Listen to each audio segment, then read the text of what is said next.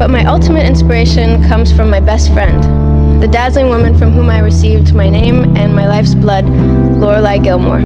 Yes, please. Rory is my daughter, mine. Oh, really? Well then, where the hell were you when she got the chicken pox but only eat mashed potatoes for a week? Or where were you when she graduated high school or started college, huh? Who the hell moved her mattress into her dorm and out of her dorm and back into her dorm again?